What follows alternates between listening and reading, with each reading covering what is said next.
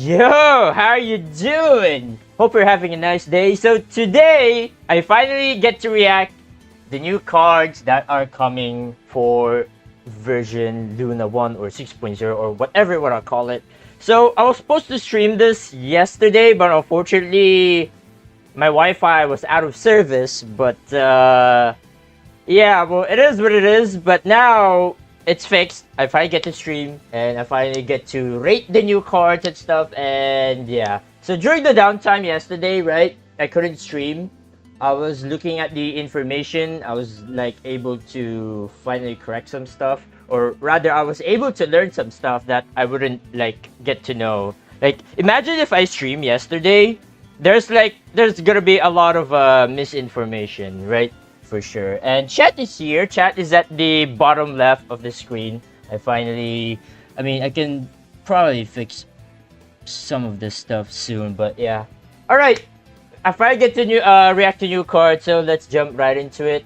Hopefully the stream this time will be short because after the stream, I need to catch up playing Hollow Knight because Silk Song is out, and right now I'm still playing the first one. But anyway, let's finally begin, shall we? All right, let me check some things first. The pen is working, great. All right, so our first new card that we're gonna talk about is the Lord of Eroded Primal Flame. It's missing, but anyway, it's a long ass name. Let's just call it Gosoitoth because that is like the name of this thing. But yeah, 12 HP, 2 energy. Wow, this is like the first time Poyoverse has ever released a character that's like already at 12 HP, which is crazy, I know, but yeah. Is the norm gonna be like 12 HP? Like, what if in the near future, like what, next year or two, they're gonna buff characters like what, 13 or 14 HP? Yeah, that'd be crazy. Anyway, normal attack deals 2 physical damage, nothing special. Elemental skill deals 3 pyro damage and discard the top 1 card from your deck. So just like with Kave, if you proc the Bloom with Kave, Kave will also discard the top 1 card from your deck, so it's pretty much the same with this guy, which is great. Oh yeah, and also discard, right. Aha, I'm looking at you, Whale. Alright. Oh yeah, let's talk about the passive skill first. So this guy has a passive skill, Resentment. So for every 6 cards that you discard, take note of that, discard, not tune. So it's different from the Whale. Because with Whale, you just need to tune and it keeps the stats going, right? Discard or tune, it's the same thing. Or, sorry, hold on. I need to slow down. My brain is at hypercharged. Oh boy, like I just eat something very sweet, that's why. So yeah, so with this guy, you need to discard only to get the passive going. Unlike with the Whale, you can also tune, right? You tune stuff, like tune cards, and then you feed the Whale. But for this guy, you need to discard only, not tune. So those two things are different. Alright, anyway, and then attach 1 stack of Resentment to self. So Resentment, each stack causes the character to which this is attached to deal +1 damage and +1 elemental burst piercing damage, can stack no limit. So this guy can infinitely stack damage. It will stack, like, it will increase normal attack damage, it will increase elemental skill damage, it will increase the elemental burst damage, and also the piercing damage. Like, bro. Now we finally get to know why, during the special program, if you guys saw it, like, wow, sick burst animation with this guy, and then the damage is like 111. So we finally get to know why that's the case, because yeah, I mean, at the start, your elemental burst will deal 1-1, but if you're going to get like a lot of stacks with this guy, like, oh boy, this guy can deal a lot of damage. Like, seriously, like, dude, it's gonna be insane. So yeah, anyway, let's talk about the talent card. It's an equipment card, fast action, equipped to this Tsukuzoito. When your opponent plays a card, oh boy. When your opponent plays a card whose name was not in the initial deck at the start of this match, this character to which this is attached gains 1 energy and +1 to the next instance of damage once per round. So yeah, about that. This is like anti-Melusine Serene shenanigans. Like if you hate Serene and stuff, or even treasure decks, and then you play this, yeah, sure. +1 energy and then +1 damage. Woohoo! Wow! Yeah, jokes aside, yeah, this card is so ass. If this was like 0 cost, I would allow it, but 1 cost? Oh, hell nah. Alright. So this guy's kit is pretty simple actually, I'm not gonna lie. So every 6 cards that you discard, this guy will increase damage, right? So if you have 1 resentment stacks, the elemental skill will deal 4 damage, your normal attack will deal 3 damage, and then your burst will get increased damage as well. So yeah, like the kit for this guy is that you keep discarding cards, and then eventually this guy will deal a lot of damage, and it's kind of scary. And for the deck that I'm about to use with this guy, it's gonna be very similar to this one. It's gonna be Gosoitos, Chaska, and the Whale. And the way you play that is obviously very different to what you saw currently in the meta with Layla, Chaska, and Whale. Because with Layla, you need to hyper draw. I mean, it depends.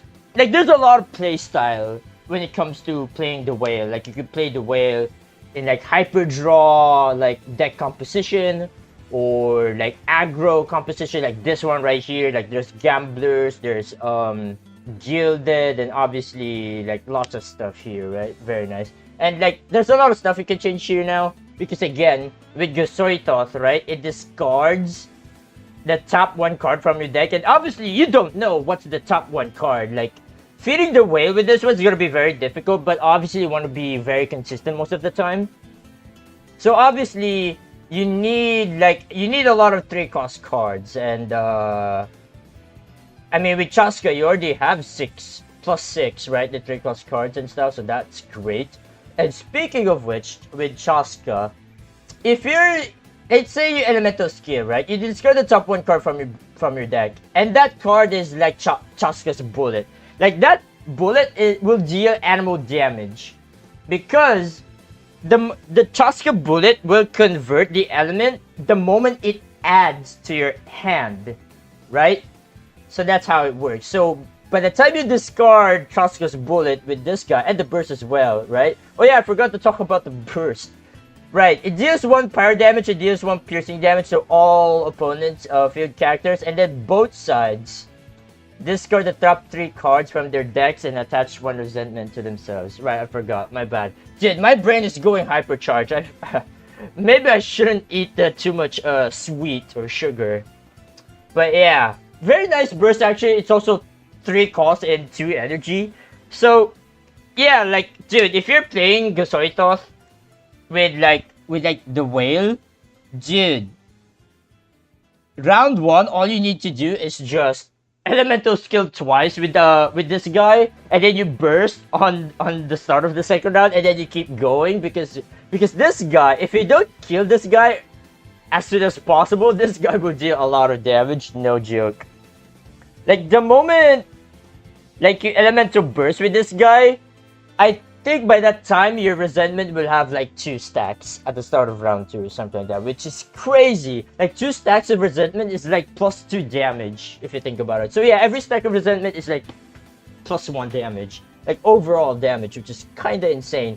And yeah, the fact that this guy has 12 HP, like 12 HP for this guy, like, oh my god, yeah, that's gonna be Ganyu levels of annoying to deal with. Like, if you guys checked out my video yesterday with Ganyu, right? Ganyu has 12 HP, and then she keeps firing like charge attacks, and then do some crazy AoE damage. Oh yeah, that's gonna be scary. And yeah, there's a lot of alternatives with this guy. You have the Apep as well, Xinyan. Like, my initial thought with this guy when I saw him in during the beta it was Xinyan Hyperdraw with Chaska, and then obviously the Lord. Let's just call it the Lord. Lord, my Lord and Savior. Yeah, so this was initially my thought, right? So with this deck, like you draw a bunch of cards and then you discard with the burst with Xinyan. It's obviously an aggro deck, so by the time Xinyan dies, you go to Lord instantly, and then the Lord will clean up the rest. Because by the time that Xinyan dies, your Lord will deal like 5 damage, or even 4 damage with normal attacks, right? Which is kind of crazy. And then the burst as well. I mean, now that I think about it, the burst is like whatever. I mean, it's AoE damage, which is great, but like, dude, the elemental skill, the fact that it's already at 3 damage, and then the moment you get 2 resentment, it will deal like 5 damage. I don't know. That is just crazy good or what. But yeah, this guy is gonna be insane, that's for sure. Like, this guy will be in the meta. Like, I'm just gonna say this right now. This guy will be 100% in the meta. And the fact, like, dude, I'm gonna play this guy in my tournament in Arca Cup Season 7, which is gonna start in September 13. Oh my god, time flies. Yeah, anyway. Dude. Alright, time to rate the card. Whew. Dude. Okay. First things first. Alright, am I missing something or are we good? I think we're good. Yeah. Forgot to talk about the elemental burst. But yeah. The fact that both sides discard the top 3 cards from their decks, and then you automatically attach resentment, right? 1 stack of resentment is like so good. So yeah, you need to spam burst with this guy. So the best way to play this guy is that you start with him first, and then you solo with him, and then you go to whale after that, which is gonna be insane. Imagine the crab solo with the Lord. With the Lord or against the Lord? But yeah, dude, Crab versus the Lord, yeah, that's gonna be absolute cinema. But I don't think Crab will survive. Because again, this guy deals a lot of damage. Like, insane a lot. Like, it can, dude, this guy can stack infinitely. Like, the fact that it has no stack limit, like, dude, there will be some guy out there who will make a video where this guy will deal like 999, 999, 999 burst damage. That would be crazy. But yeah, no, dude, that would be crazy. Alright, let's rate the card.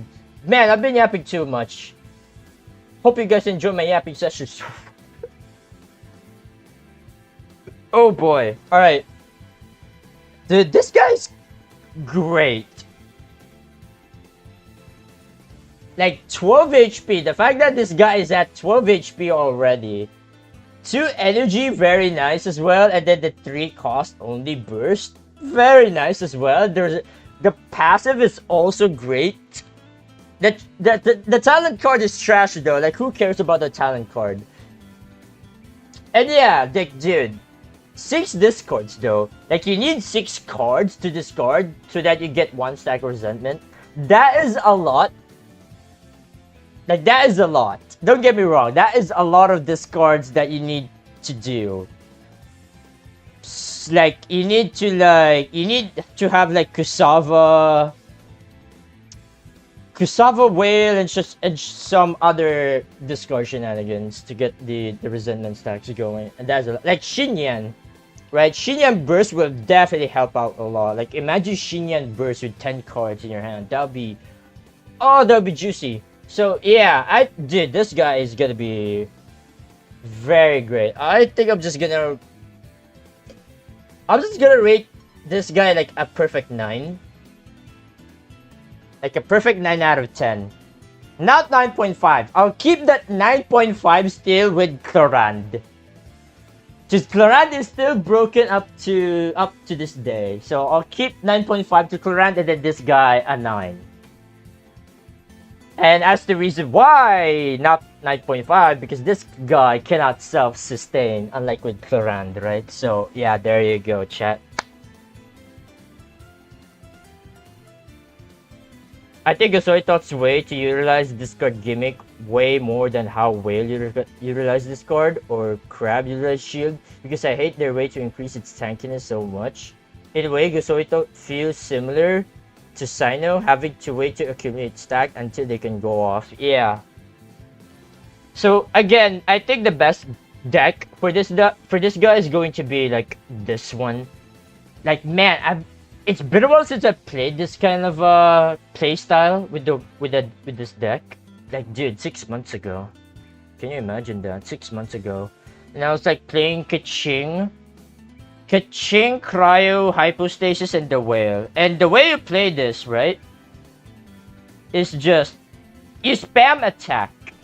Like, you skill, and then you ramp 5, and then you go to Kaching, you get the Stiletto, right? But with this guy, with the Lord, you don't need Stiletto because you already discard automatically, like every time you skill, which is great. And yeah, you just keep spamming attack with Kaching. You feed the Whale, right? And then the Elemental Burst. Oh my god. Yeah, it's gonna be crazy.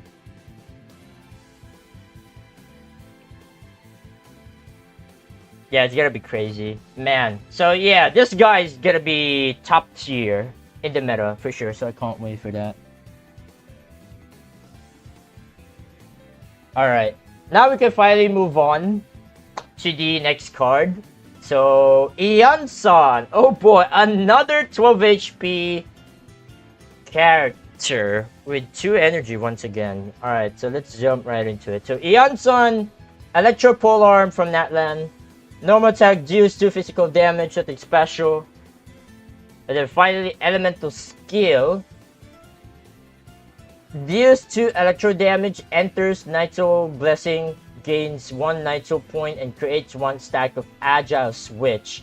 So, and it's stackable. So we have like, so there's with Lanyan, right? So Lanyan, every time you skill with Lanyan, you get the Efficient Switch, which is like you get free swap. But with this one, with Ian-san, you get the Agile Switch, which is the fast action, or we should call it the fast swap. So yeah, very interesting. You elemental skill and then you get free fast swap. I should just call it fast swap. Whoopsie. So yeah, just fast swap. Like elemental skill and then you get fast swap. I don't know about that, buddy. Fast swap from elemental skill, because normally most of the time you just want to take the game, or rather the pace slow, because most of the time you swap, right? You just slow swap and then it's your opponent's turn.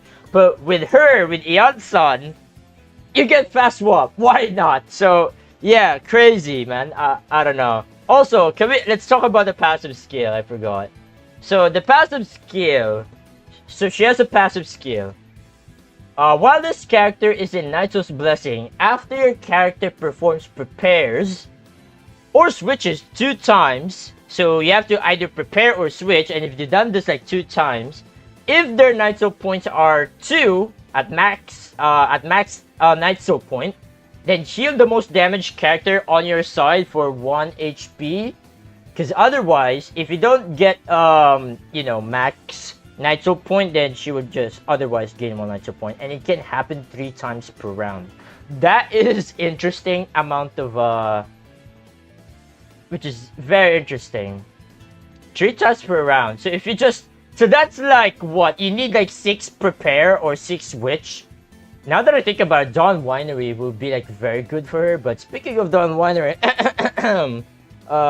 yeah, let's talk about the Dawn Winery later with the balance changes. Alright, so yeah. So she enters Nitro Blessing and then creates 1 Agile Switch. Very simple and straightforward. And now for the Elemental Burst. Deals 3, also it's 3 costs as well, 2 energy. Man, can we have more of these? Like 3 energy, or not 3 energy, but 3 cost and 2 energy. Can we have more of these, please? Thank you. Like, this is so nice, man. Anyway, deals 3 electro damage. Enters Nitro Blessing. Oh, so if you expire, or rather, if you're outside of Nitro Blessing and then your Elemental Burst, she will enter Nitro Blessing again, which is great. Just like with Mawika as well, yeah. Gains 1 Nitro point and then creates kinetic energy scale. Alright, so when your character deals damage, deal +2 damage for this instance. If Iansan is in Nitro Blessing, usages is not consumed, but consume 1 of Iansan's Nitro points instead. And has to use just... Okay! Wow. So, a lot of people talk about how good Iansan is yesterday, right? When the creator experience content dropped. And again, I couldn't stream this yesterday. I wish I could have streamed this yesterday, but unfortunately my Wi-Fi was out of service. But I was able to learn a lot of things, especially with the Lord, because before I assumed that the passive skill only works with the elemental burst, but no, like dude, this guy can also increase the elemental, like the damage will also increase the elemental skill and normal type, which is kind of insane. Which makes it this guy even more broken. That's why I rate this card a 9 out of 10. So yeah, so with her, so her kit, it's pretty, like she is literally an Electro Bennett. Like Electro Bennett. Like there's nothing way to best describe that. Like like she is just Electro Bennett. For real. Like, a lot of people will definitely underestimate her with her power. I can already feel it and smell it from far away.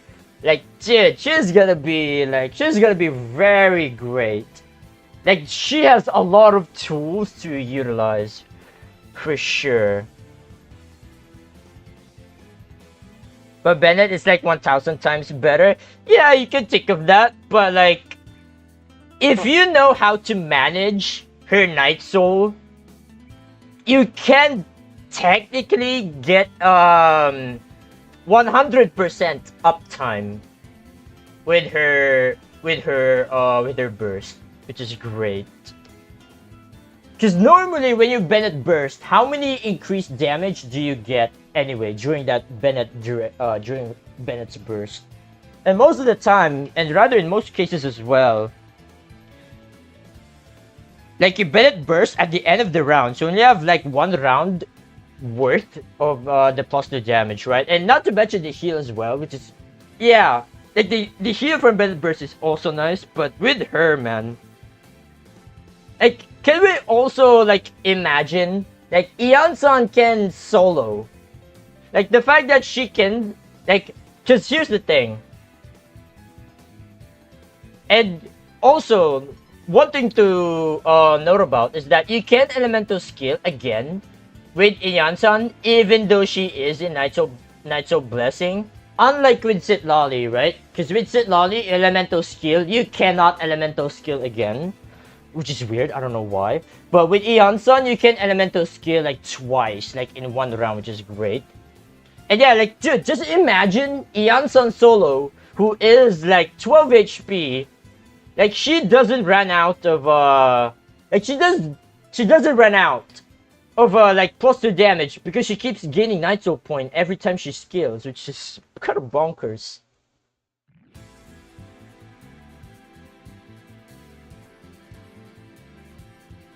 So she sounds like, it's like, okay, so is she the better Bennett or is Bennett better? I would say the answer is yes and no.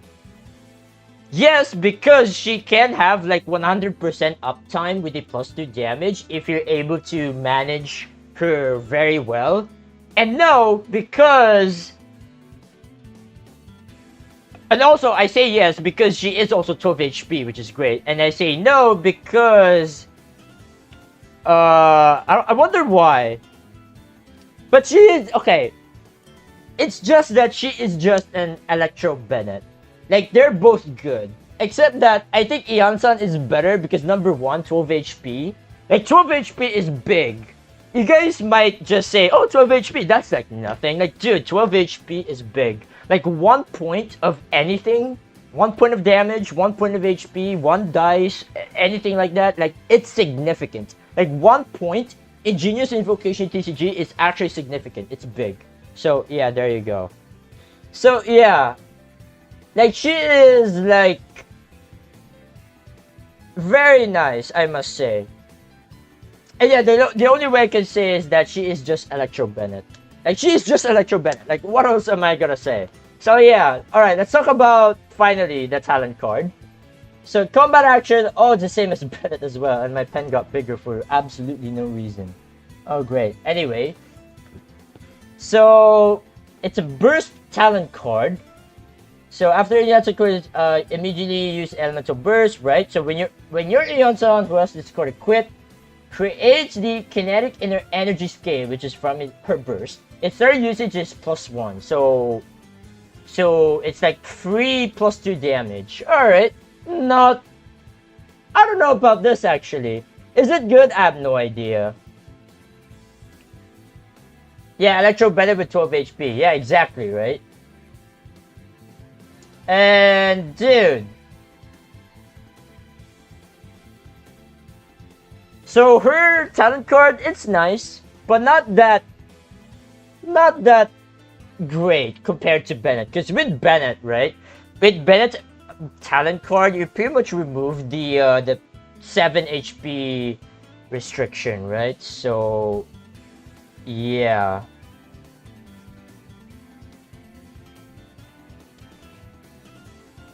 All right.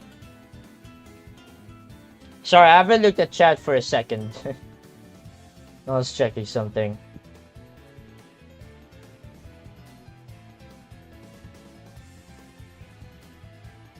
Yeah, did no, yeah. Like Eonsa is gonna be like very strong, absolutely. Like I 100% agree. Like she's gonna be also top tier as well. Like the fact that she is from Latland, like with her Night Soul shenanigans. And here's the thing, her elemental skill does kind of suck ass because you get fast swap.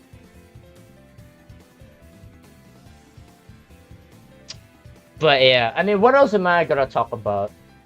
Dude, Abundant Phlogiston is like 3 +2 damage as well. Oh my god, like imagine Abundant Phlogiston and also Shilonen Talent. Like, can we talk about Shilonen Talent with Eonton? Oh my goodness, I can't wait. There's gonna be a bunch of cooking for sure, and I can't wait.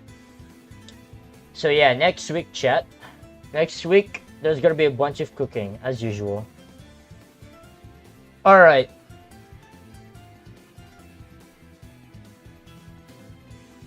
And yeah, the heal as well is very nice.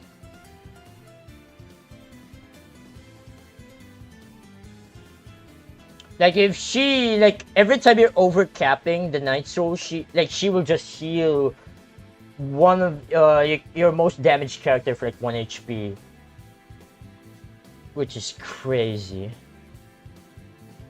But yeah, anyway, she's just Electro Bennett. Like, I think there's nothing much to add there, right? Alright, time to rate her card. I think she's gonna be top tier, 100%. But not as top tier.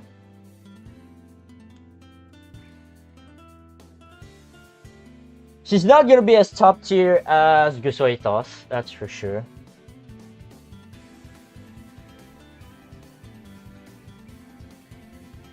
Hey, our new boss card is a monster? Yeah, it's a monster. I mean, makes sense. Yeah, it's a monster card, yeah.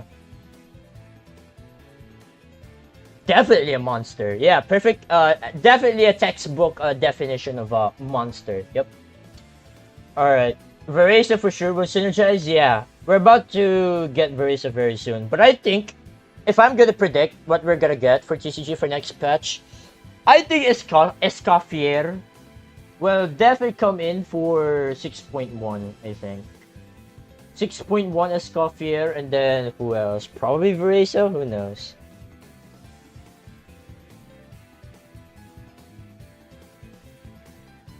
Let me just give it 12 HP. Yeah, like this is the first time they've done, like they released characters with 12 HP. Skirk went also, oh yeah, Skirk as well. Skirk will probably come in TCG for like, I don't know. Like, if I'm gonna predict, okay, if I'm gonna predict, it's gonna be like 6.3 or 6.2. And then, the Nod Cry stuff for TCG is gonna be like, what, 6.4? Because when did the Natlan stuff came into TCG? Now that I think about it, wait a minute. Okay, chat, I need to like do a little bit of research for me. Since when the Natlan stuff came into TCG? I think it was like 5.3 or 4, right? It was like around there somewhere. Yeah. But man, Nodcry with the lunar reaction in TCG, oh boy, I fucking can't wait to see what shenanigans they're gonna cook with that one. Anyway, I've been distracted. So I did rate Gotoy Thought 9 out of 10, but for her, I think I'm just gonna rate her a solid 7 out of 10. I could rate her 8, but the problem is that her agile switch is like very suck-ass. So I was like, oh right, you elemental skill her and then you get like fast swap for some reason. Like fast swap, sometimes it's good, but most of the time it sucks. So because of this, I decided to give her a 7 instead. It would have been an 8 if this like whole section was like deleted. Like if this whole part doesn't exist, I would give her an absolutely like 8 out of 10. But because of this, I just gave her a 7. So yeah, I mean 7 is still a solid rating, I guess, for her. But yeah, she's gonna be very strong. Like again, 12 HP, very tanky, very strong. The burst as well, like the fact that you can manage it so well. You can pretty much technically have like 100% uptime with her elemental burst. It's kind of crazy already. And as for her deck composition, I actually don't know, but when I was looking at yesterday, right, I think the Chinese content creators, if I can take a look here, like they have their decks, right, built in here. Let's see if I can find it. Yeah, this one. It's Eonson, Citlali, and Yuvalet. Yeah, this was like, honestly, very surprising, but the fact that it kind of makes sense as well, because Yuvalet has prepare skill. Oh yeah, dude, this is gonna be something else. And also, she heals, right? Like, you elemental skill, and then you go to Citlali's skill, because you have fast swap, that way you guarantee the AoE superconduct, right? And then you go to Yuvalet. Yeah, that's gonna be very interesting. And then you prepare with the normal attack, and then she will heal you for like 1 HP or something. Yeah, like, dude, there's gonna be a lot of cooking with her. Again, she is like Electro Bennett. She is the Electro Bennett. So like, there's gonna be a lot of cooking out there for her. So I can't wait what the people will cook with her. So yeah, I can't wait for that for sure. Also, let me keep this video here because we're definitely gonna watch this video by around at the end of the stream. So yeah, there you guys have it for Eon-san. I think she's gonna be solid. So let me know what are your guys' thoughts in the chat, and for the VOD viewers in the comments below. I think she's gonna be solid. Like, dude, as solid as Bennett. There we go. I think that's like the perfect way to say it. Alright, moving on finally to Yume Mizuki, who is 10 HP. That is quite sad. Like, come on, they could have given her the same 12 HP treatment as well. But however, decided, for Mizuki, let's just make her 10 HP this time around, not 12. So, yeah, alright, here we go. Mizuki, an animal catalyst from Inazuma. Finally, she's here. And yeah, let's read what her kit is all about in TCG. So her normal attack deals 1 animal damage, makes sense because she's a catalyst. And then her elemental skill, 3 animal, deals 2 animal damage and attaches Dream Drifter to self. When you declare the end of your round, replace the active character with the character to which this is attached, which is Mizuki, and deal 1 animal damage. So, you know what this screams? This screams like Shan Yun. Like, this screams Shen Yun, unironically. So, yeah, that's very interesting. Like, the fact that when you declare end of your round, she will be your active character. Oh my god, I can already smell like Cookie Shinobu, Mizuki, and then Signora shenanigans. Oh boy, oh yeah. Anyway, she doesn't have a passive skill. Man, she doesn't have a passive skill. Meanwhile, Iansa and Gosoitos have a passive skill, and then their HP is like 12 as well. And then, wait, you know what's funny? Both of these 12 HP new cards that we're about to get are actually solid. Like, what? I mean, let's read her Elemental Burst. Surely it's good, right? So, her Elemental Burst, also 3 energy, or not 3 energy, I keep switching up. 3 cost and 2 energy. Very nice, right? Can we have more of these, please? Thank you, Hoivers. So, deals 3 animal damage. Very nice. Creates 1 Yumimi style special snacks and places it on top of your deck and summons Mini Baku. Alright.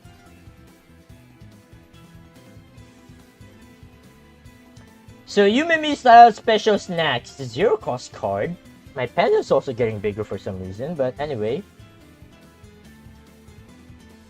When this card enters your hand, if your active HP is above 5, deal 1 animal damage, otherwise heal them for 2 HP. After use, discard this card and draw 1 card. Oh, okay. So this is like the same thing with Sigewin's Bubble. So with Sigewin's Bubble, you get the Sigewin Bubble, right? And then it just automatically discards. So it's the same thing with this one. You get it from your deck and then it automatic discards and then... yeah. Very nice. And then finally the summon. End phase, create 1 snack and place it at the top of your deck. 3 usages. Wow, that's a lot of usages, but that's actually very nice. Alright, and then finally the talent card. Let's check it out. Okay, it's an elemental skill talent card. Combat action, when your active character is Mizuki, equip this card. Your Mizuki will do the elemental skill. And if Mizuki is the active character, you deal +1 cryo damage, hydro damage, pyro damage, and electro damage. Includes damage from swirl reactions of any element triggered by your character twice per round. So, it's like animal resistance built into her elemental skill. So yeah, it's like she will just increase the swirl damage. Like it's either cryo, hydro, pyro, or electro, and that's pretty much it. It's literally animal resistance built into her talent card into her elemental skill. That's pretty much it, and twice per round as well. Yeah, about that. And it only increases the swirl. I mean, it's not that bad, honestly. But, like, okay. Because it's like, I mean, if you think about it, it's twice per round, right? It's like this card gives you, like, +4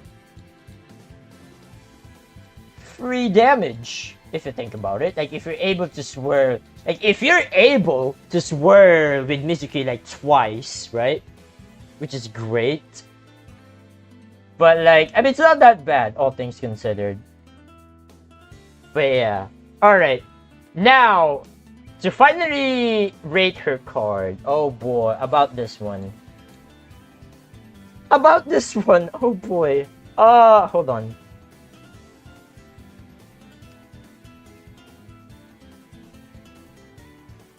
Out of 10. Alright. Ooh. It will be premium a pep. Yeah, Gusoitot also works with a pep. Sure. Like a pep. Or rather Shinyan a pep and then Shinyan a pep and then Gusoitot. Yeah, that's also the other deck you can play with Gusoitot. But if you ask me, like my video is gonna be for next week for day 1. It's gonna be Kosoitos with the whale, 100%. And then in the next following days, I'll try with Shinyan Chaska, with Kosoitos, and then eventually with a Pep. And then eventually I have to cook my own deck where you spam burst with this guy and then get a lot of resentment stacks as possible. So yeah, that's gonna be great. So yeah, her kit is so ass. Oh my god. Number one is that the fact that you attach a Dream Drifter to self, so when you declare the end of your round, she will instantly become your active character at the start of the round. So I don't know, man. I mean, it's like her swirl is gonna be crazy good. Like you can easily swirl with her, but like this is like Shan Yun. This is like Shan Yun, but worse. Yeah, Shan Yun cheap copy. Exactly, right? Like the burst also heals. It deals damage as well. Like, yeah. I don't know. And the summon as well. Like the fact that it's a summon. I mean, I don't know, man. I mean, her with stall. I don't know, man. I don't know. I mean, don't get me wrong. The art on her card is cute. I think many people also mentioned that in the discord.gg/gitcg Discord server. Like the only good thing about her is that her card art, and that's it. That's it. And the fact that oh my god, dude, they should have man. Can I rant something? They should have buffed her to 12 HP, and then these two should be like a 10 HP. Because these two are already so good. Why even buff them to 12 HP? That sounds like an overkill if you ask me. So yeah, no, dude, like, come on. She should have been like 12 HP, and then, like, the rest should be like 10 HP. Like, am I crazy for that or what? Like, come on, man. But anyway, 12 HP with her would be absolutely great. And yeah, I don't know, man. I don't know. Let's just rate her right here, right now. I think I'm gonna give her a solid. Yeah, she's not gonna be that good. I'll be real. Yeah, but I don't think. Like, she's just the worst Shan Yun, literally. My head tells me like she is a 4, but she is also a 3. But you know what? I'll just give her a 4. Arc is too nice to say 0 out of 10. Nah, I think she is fine.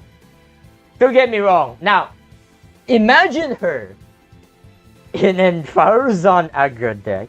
Oh my god, I can't believe I say that. So, yeah, just imagine you play her in a Farzan Mono Anemo aggro. Like, her elemental skill will deal like 5 damage per elemental skill. Or not per elemental skill, because again, you only get Dream Drifter once. Yes, 1 usages as well. I don't think this can stack. It doesn't have like a say in anything in here, so yeah. So yeah, just imagine her with Farzan. That'll be crazy, no? But yeah, other than that, I think she's just the worst Shan Yun. I'll be honest, straight up. So yeah, there you go. Man, I think they should have just buffed her to 12 HP. Like, come on, man. Like, come on, man.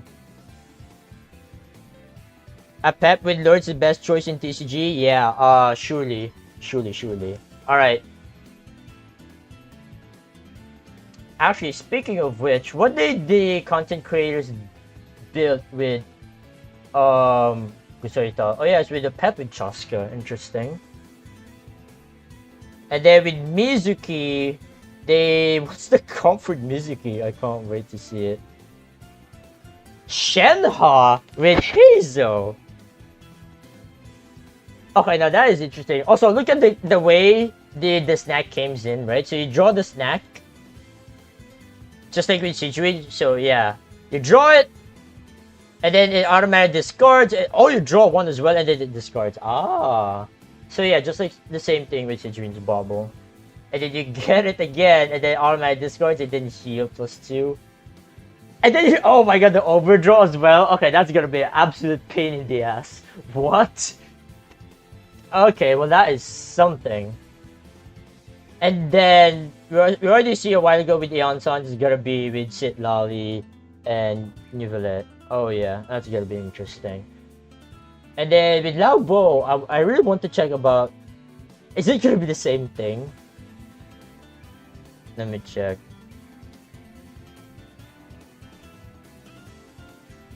But yeah, I think people definitely forget. Let me check. Oh, she's just showcasing stuff. Okay.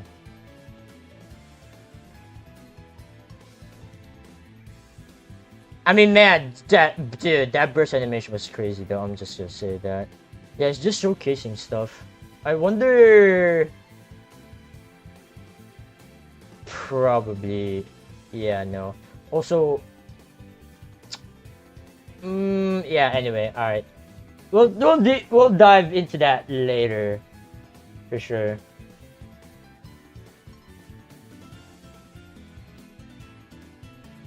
All right.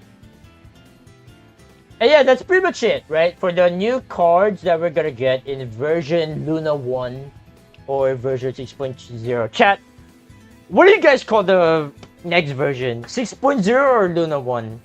I'm just gonna call it 6.0 because 6.0 is 6.0. Anyway, let me be right back for real quick. And then we'll talk about the new action cards that we can add to our deck.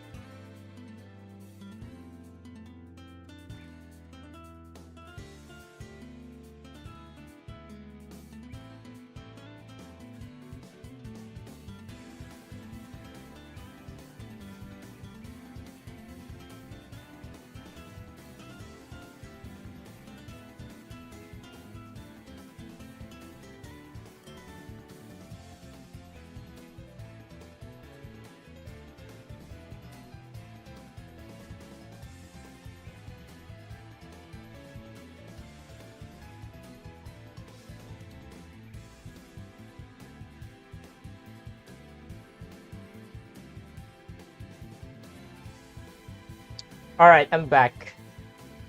Lunar, because it's obvious that they're gonna use this term to make Naya patch 6.0. Interesting.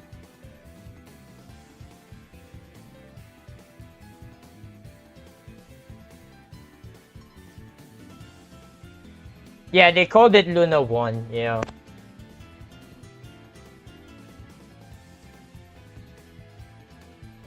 Alright, anyway, let's move on to the new cards. The new action cards added in 6.0. So we have quite a lot of equipments for this one, so let's talk about this one slowly and rate the new cards as well. Alright. Aqua Simulacra. Yelan's best in slot, or Yelan's weapon, right? Okay, here we go. It's a 2-cost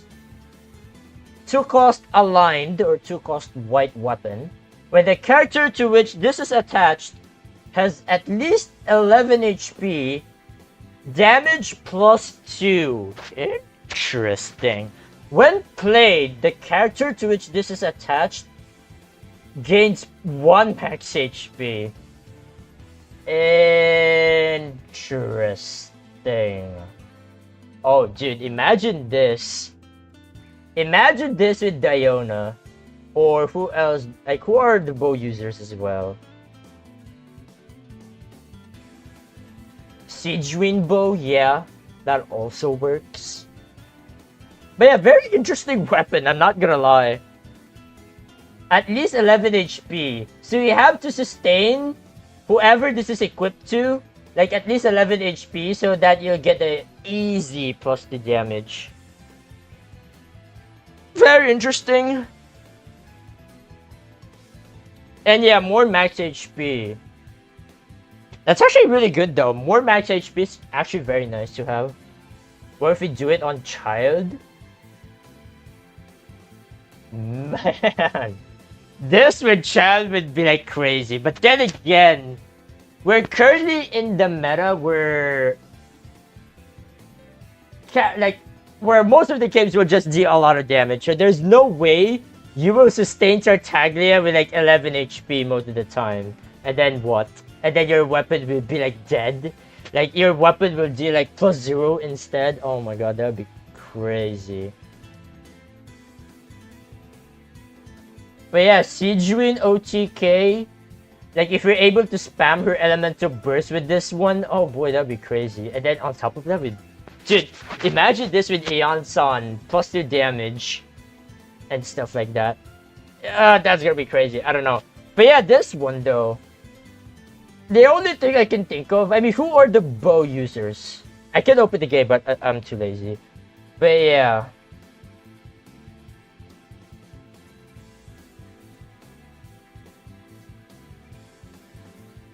Child 10 HP, we did many foods. If you're playing with many food, you might as well play Tartaglia with the Yunkasaurus. Huh. Yeah, very interesting. Alright. Very interesting card. Let's rate this out of 10. Let's speed run this because I've been yapping too much now. Like, alright. I mean, this card is, for 2 cost weapons, actually very good. And then +2 damage for at least 11 HP, and then +1 max HP as well. Very great, very nice. I would say it's very niche, I would say. But not that too niche. I don't know. I think I would... Yeah, I think I would rate this a solid 6. I think this is like a perfect 6 for me. 5 for mid. It's not even mid. I think it's past that. It's not even a 7. Because again, the restriction, right? It's 11 HP. If this was like 10, I think I would... If this is 10, I would give it a 6.5 or 7, but it's 11 HP. So I think I would give this a solid 6. I think that's just a perfect rating for me, for sure. It can also be very useful in the near future, right? Yeah, like if we're gonna have more bow characters who can abuse this, that'd be like it would be crazy for sure. All right, moving on to the Royal Mask. 0 cost artifact, very nice. After the character to which this is attached uses an elemental burst, your next character, take note of that, your next character deals +1 damage during this round only, and it can only do once per round. I mean, of course, makes sense. So yeah, this artifact is very good for Bennett and Aeon Sun.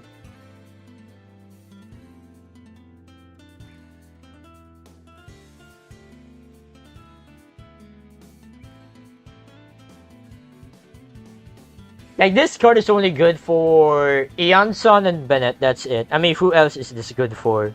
No one else. I mean, the fact that it's a 0 cost, it's actually very nice, right? 0 cost artifacts are generally very nice to have. Unless you ramp. Alright. So it's like a mini Bennett burst, if you think about it. Alright. Time to rate this. It's very, this card is very niche. Like it's like this artifact is very good for Bennett and Eon Sun only. So I'm just gonna give it like a 5. It's mid. Number one, it's niche. It's only good for Bennett and Eon Sun. Number two is that it's zero cost as well. 7 out of 10 because zero cost. Yeah. But honestly, it's too niche. Again, it's too niche. It only works with Bennett and Eon Sun. That's pretty much it. That's why I rated 5. Because, okay, give me a scenario or give me a card that uses this card. Sure, you can equip this card to like anyone else that you want. Like Raiden also works. Right? You elemental burst with Raiden, like let's say you go to Shenhe. Sure, this works. And also, it's like once per round as well. So like the value that you get from this is like, it's like +1 as well. So it's like the value you get from this is like +2 damage per round as well. And that's it. Okay, you know what? I'll give this one a 6 out of 10 instead. How about that? There you go. That's my compromise. Alright, 6 out of 10. That's my final rating. Alright, moving on to the unfinished Reverie. Alright, so this is the Burning Artifact. We have the zero cost copy of this. Like, dude, the zero cost copy of this is already great, by the way. And now we have the 2 cost version, the higher tier for this one. So with this one, your Burning Flame and Burning Reactions, interesting, deal +1 damage twice per round. Yeah, no. I think I'd rather to play the zero cost version of this. Like, playing this for 2 costs feels like expensive. If this were like 1 cost, I would like, okay, this is solid. If it's 1 cost, but like for 2 costs, oh hell no. 2 costs for this one is so expensive. Meanwhile, you have the zero cost, which is like already great. So yeah, this one I'm definitely gonna rate this one a 2 cost out of 10. Hell no, bro. All right, next we have the Bottle of Life as well. The Bottle of Life artifact. We already have the zero cost of this, which is again already good, right? It also works well with Sigewinne, Arlecchino, and etc. and many other characters as well. Alright, so let's read the effect, shall we? After the character to which this is attached uses a skill, can be normal attack, elemental skill, or burst, all your characters... Oh wait, what? All your characters gain 1 stack of Bottle of Life. Wow, that is unironically already bad. All your characters will gain 1 stack of Bottle of Life. Unless you're playing Sigewinne, sure. Okay. And you could shoot, and you could shoot 1 Fury Elemental dice.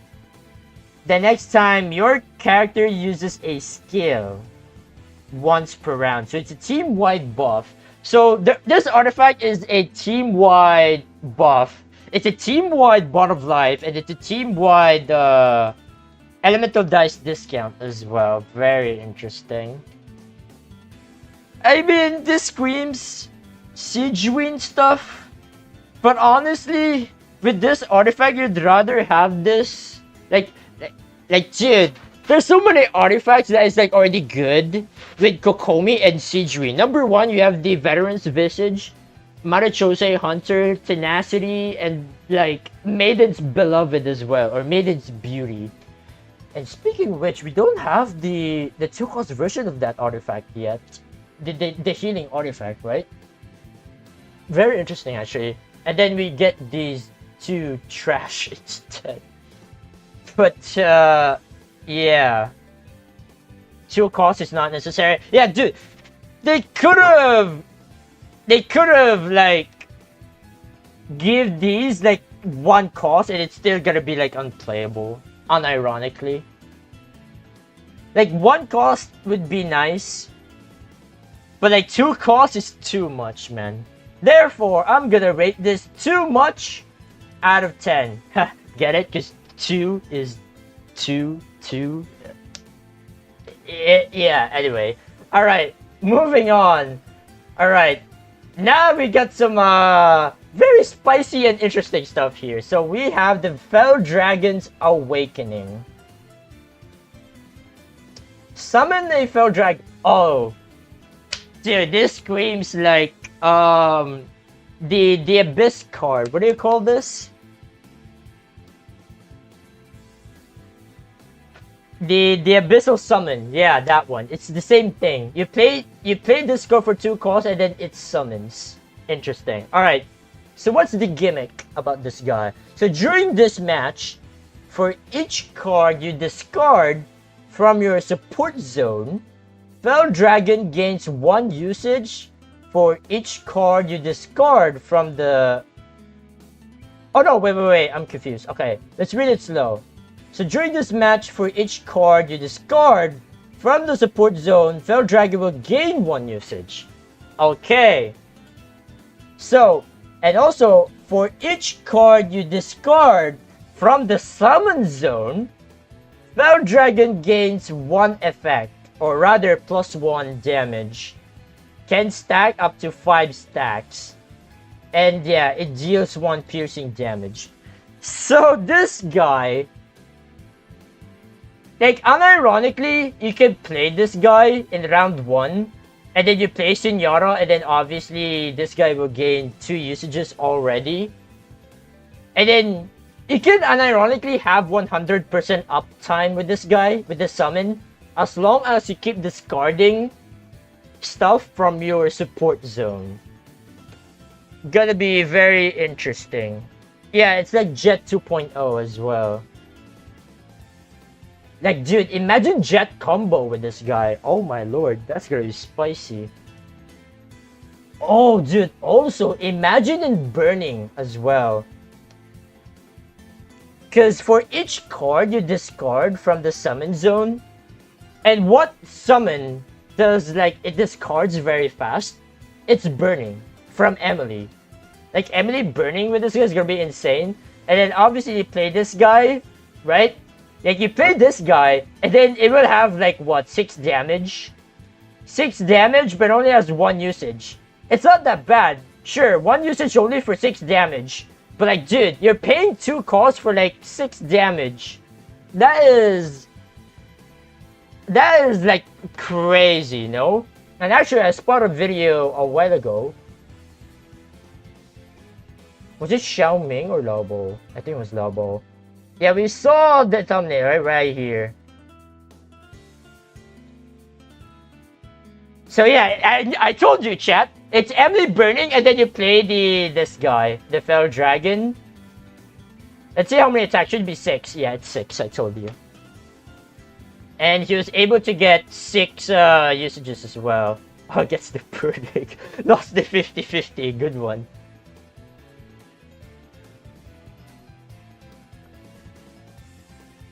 And yeah, we have to talk about all the new cards as well. This is gonna be very interesting, man.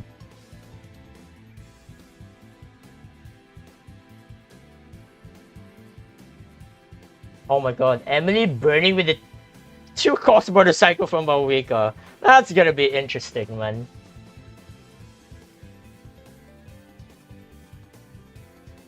Oh my god, it's an OTK. Ain't no way. Wow! Yeah, I'm definitely gonna have a video for this one, absolutely, for sure. That's crazy. And then people spamming question marks, of course they are. And then you play the Kohala so— oh my god, yeah, I already see that. Oh boy, yeah, that's gonna be fun. Yeah, wow. About that is kind of crazy. Damn. Okay. Yeah, this card is solid. Am I crazy? The fact that you can have 100% uptime with the summon, as long as you discard something with the support zone, like, this guy doesn't leave the board. And it keeps ramping up the damage, the usages as well, as long as you discard stuff. Like, if you play this in round 1, it's fine. As long as you discard stuff. in either summon zone, support zone, whatever you want to call it. But yeah, one send off and say goodbye to this guy. Alright. Alright.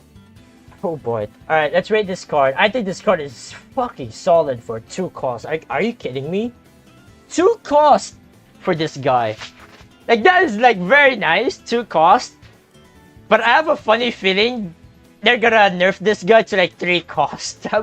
I'm just gonna say this. If they nerf this guy for like 3 costs, I think that'd be crazy. Clip this and ship it to the future. Yeah, stacking piercing damage is crazy.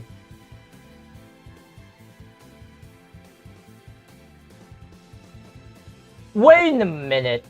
It's piercing damage, not physical.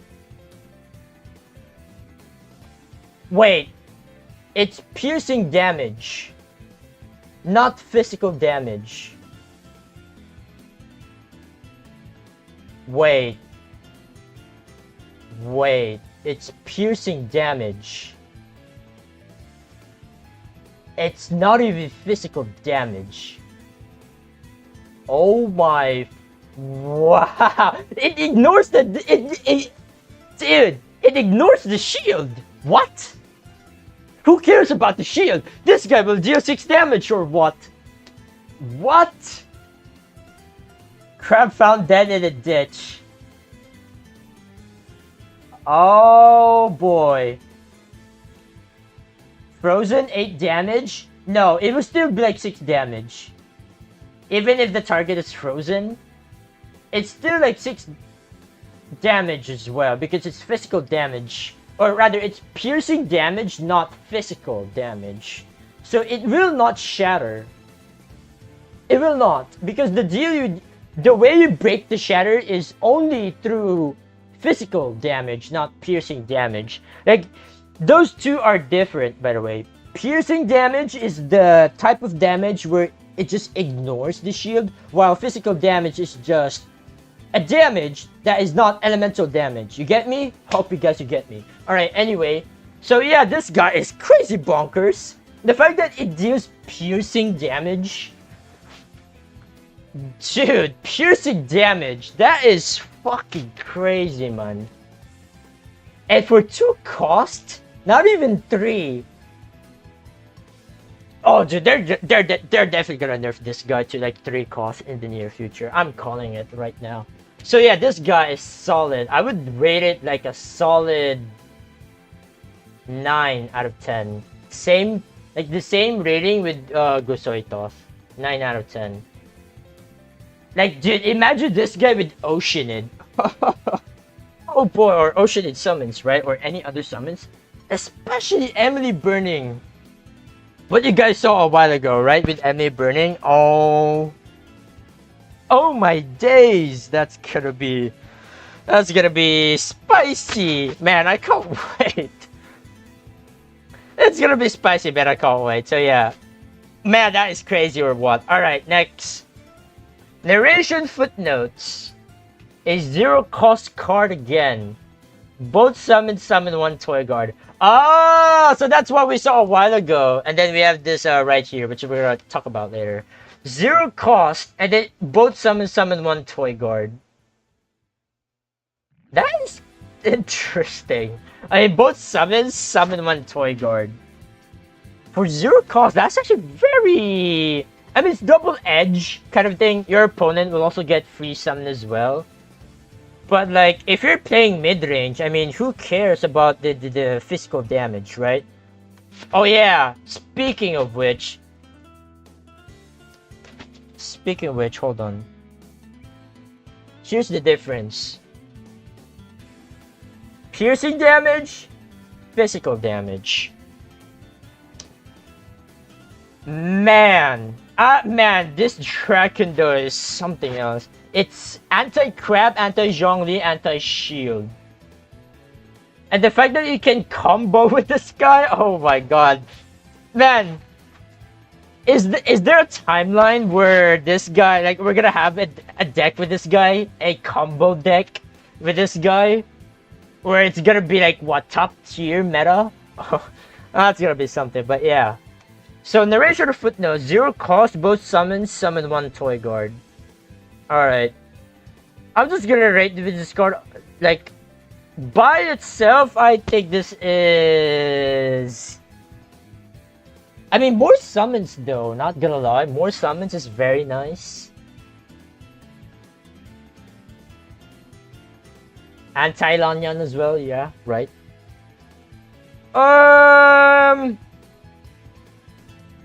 With this card alone, I think this card sucks.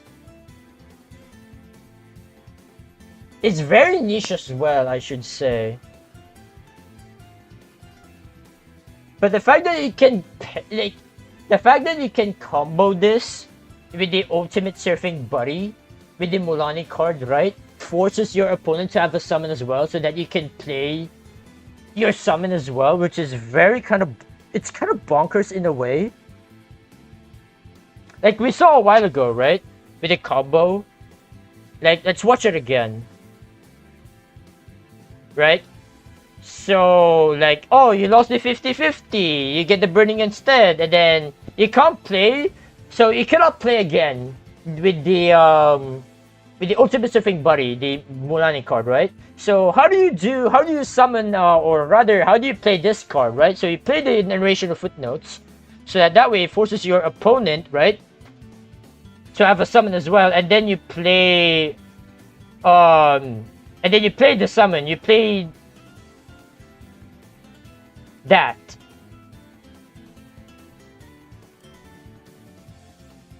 And then sure, it's like -1 to yourself, right? But who cares about -1? But yeah, dude. Very interesting stuff, for sure. I think I would rate this...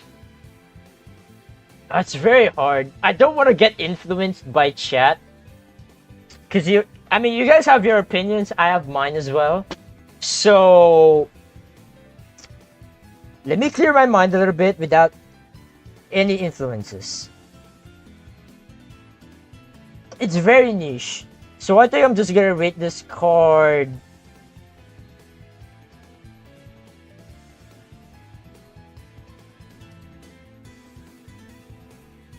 a 4.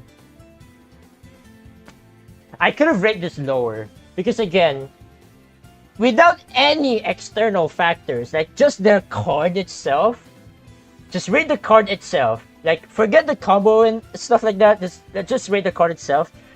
The fact that both sides summon 1 toy guard, and it's a summon as well, is just like... meh. So yeah, but let's talk about the next card first, because I think this next card is gonna pair so well with this. So let's talk about this. So a blessing from M. Select the summon on your side to discard. Convert its usages into up to 2 basic elemental die, so it's random, of different types. Well, there you go. If its usage count is no less than 3, then heal the most damaged character on your side for 2 HP. So yeah, just heals for 2 HP. So let's say you're playing Whale for some reason. Like your Whale has 14 usages. You play this card onto Whale. It will only heal like plus 2 HP, I think. Like even if you have like so many usages from Whale Summon, I think this card will only like give you... well, also plus 2 dice as well, yeah. But only plus 2 HP. So there you go. So yeah, so that's why we saw a while ago, right? Lao Bo plays this card and then into this, which is a perfect combo actually. And it's 0 cost as well, mind you, it's 0 cost. So if you're able to combo with these two, that's like plus 2 for free. Like plus 2 dice for free, that is kind of insane.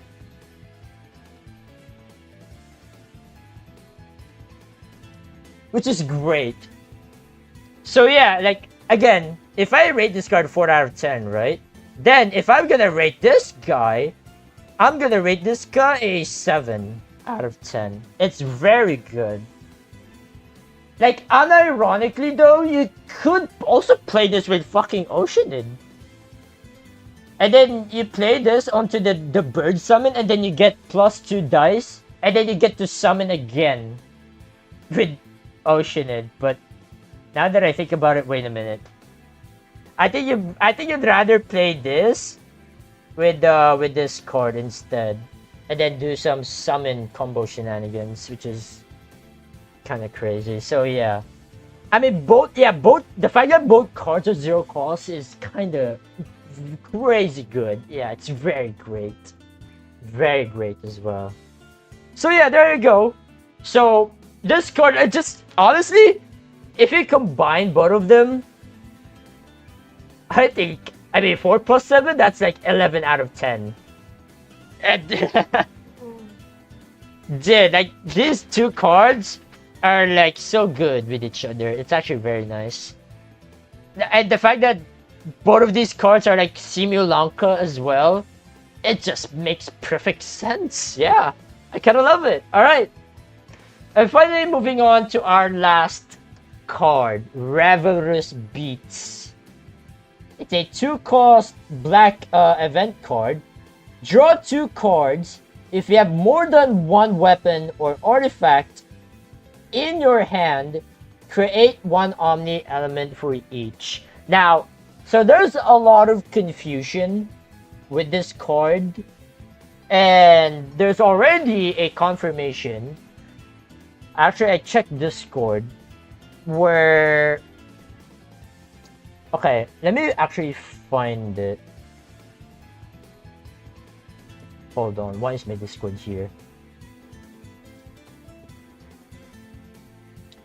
Hold on, chat. Because someone confirmed this. So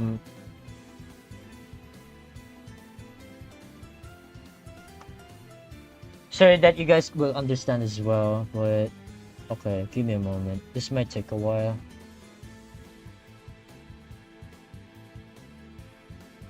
Because the effect is not that accurate, so to speak.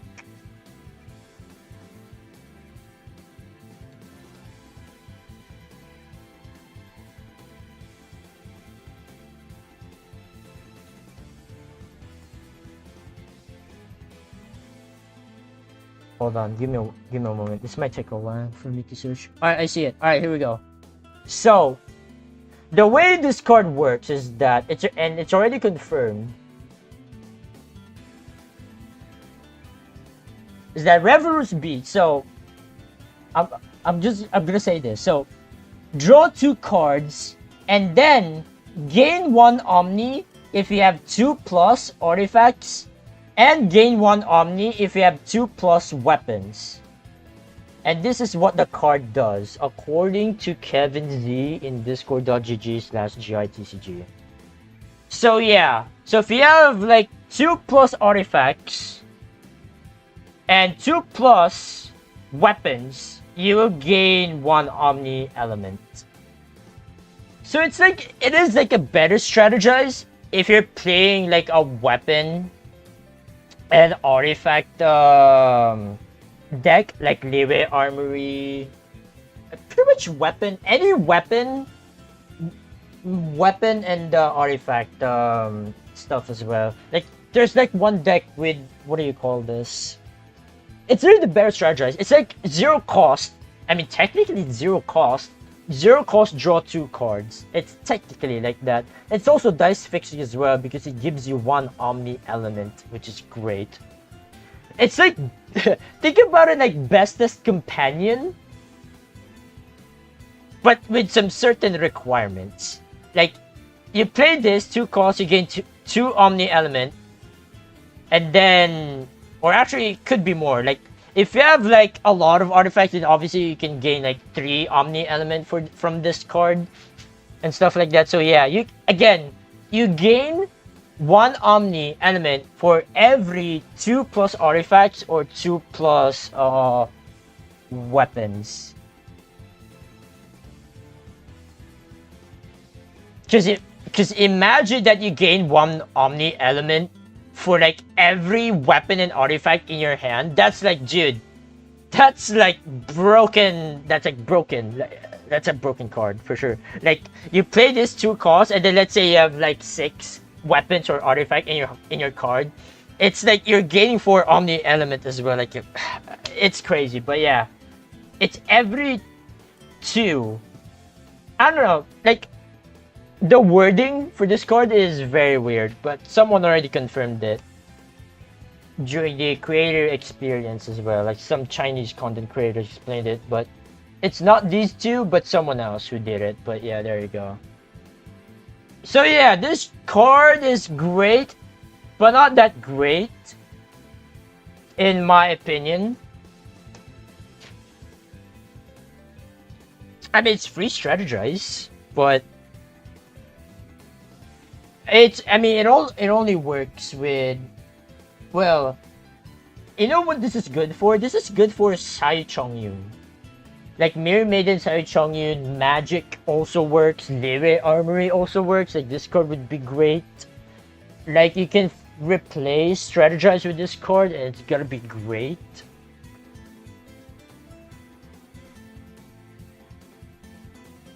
So yeah, I think I'm just gonna rate this without any influence. I mean, you guys haven't rated it so far, so I think I'm just gonna rate this a 5 point, solid 5. It's mid. It's very niche as well because you need weapons or artifacts to, you know, to technically get a refund back. Because otherwise, this is just the worst strategize. Like seriously, the worst, just the worst strategize. But yeah, I think this is fine. It's mid. It's okay. It's very niche. But yeah, there you guys have it. Alright.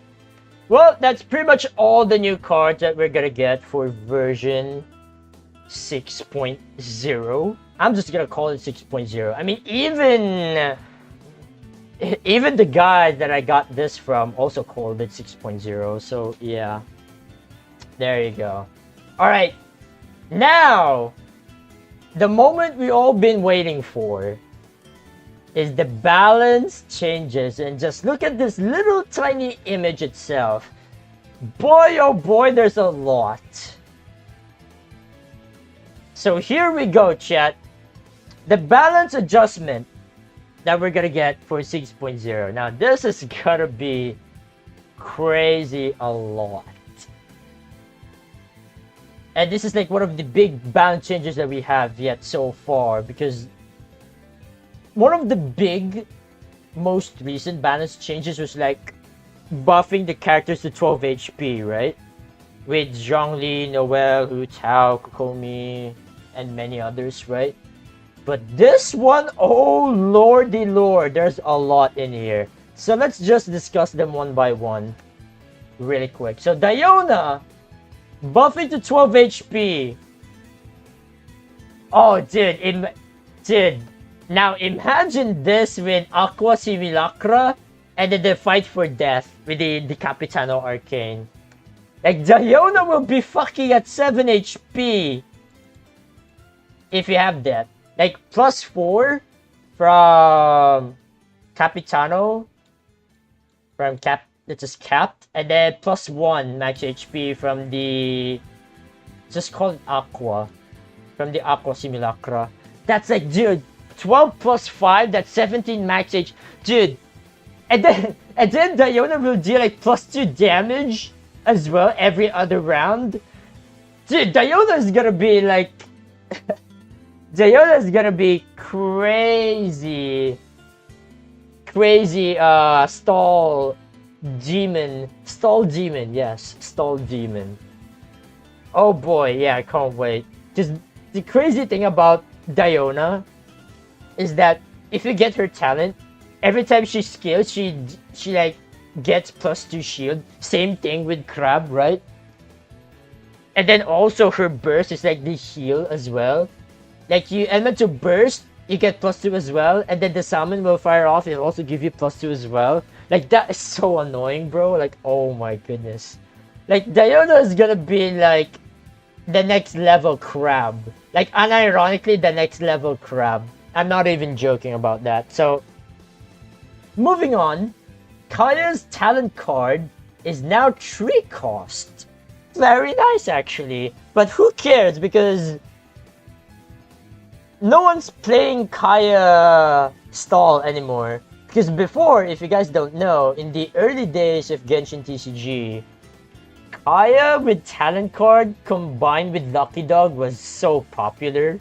And then combine this with Aquila Favonia. Oh yeah, that's gonna be something. But yes, I mean, since we're already past that, I mean, who cares about this buff? I mean, this buff is nice, but it doesn't impact much or anything. But what impacts the most is that freaking Ayaka got buffed, where her passive, the Cryo Infusion, now also gives +1 damage, which is also twice per round. So yeah, you go to Ayaka, she gets Cryo Infusion for like 1 round, right? And then her normal attack would deal like 3 cryo damage for twice. Like, dude, I can hear Ian Ratan screaming right now. Like, dude, Ayaka with weapons, like she can technically deal like 12 damage in round 1 with a weapon if you're able to get her normal attack, and then skill afterwards. That is just crazy. But yeah, this change is nice. Like +1 damage for her passive with the Cryo Infusion, and it's twice per round as well. That's very nice. Yeah, like Ayaka's gonna...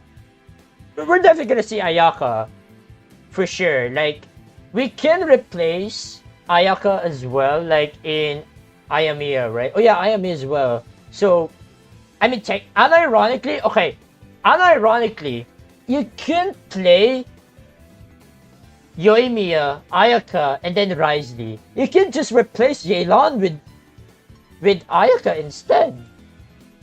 Because Ayaka does deal more damage, right? With her normal attacks and stuff, and then the skill as well, her elemental skill.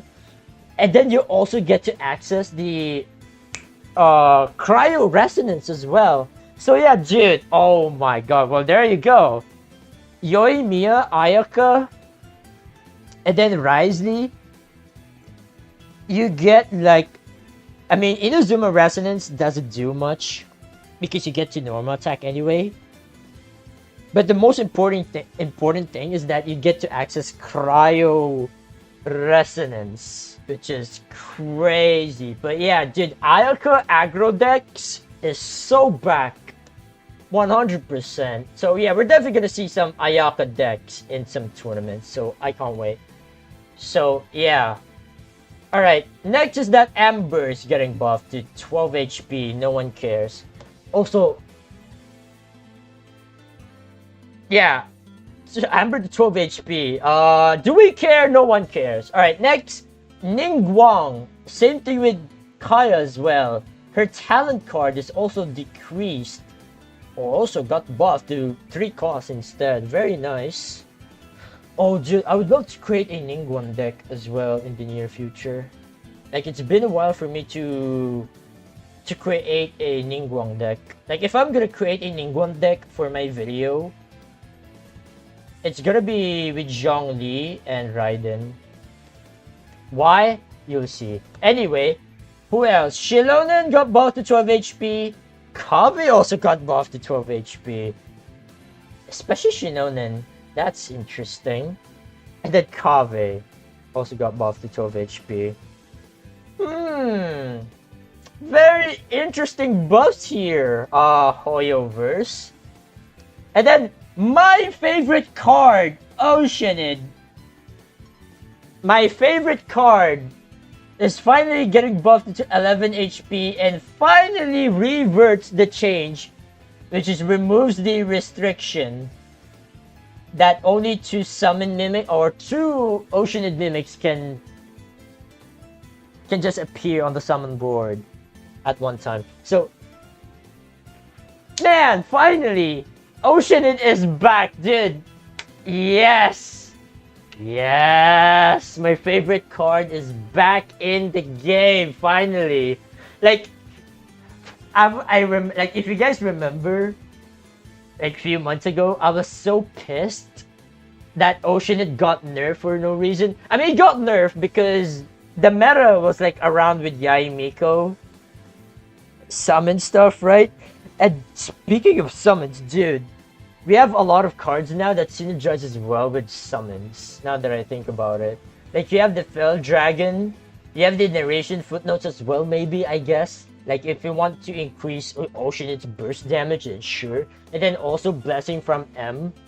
Like, there's so many, like, stuff we can find to synergize with the summons. And then, dude, man.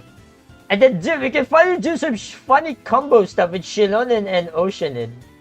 Oh, that's gotta be fun. Hell yeah. I can finally revamp. Actually, I didn't make a video about this, by the way, with Shilonen and Oceanid. It was bad with Farina, by the way. And it was so bad, and finally that these two are getting buffed. Oh, that is just so nice, or what, man. Like, that is just very nice. Alright. Moving on. Ooh. Oh, we got some more spicy stuff in here, lads. So, Geo, the Golden Wolflord is getting buffed as well. Its elemental skill is now 2 Geo. Oh, how interesting. So I get, dude, Mona, Wolflord, and Navia is gonna go crazy with this one. And you know what's crazy about this one as well? If you think about it, Wolflord deals a lot of damage already. Like, it deals a lot of damage already with the corrosion and stuff, especially if you get its talent. Like, technically, because of the buff, not only you deal 2 geo damage, you also deal 2 physical damage from the corrosion. And also, you also get the summon as well, which also deals 2 geo damage from the summon. That also applies the corrosion as well. Like, what?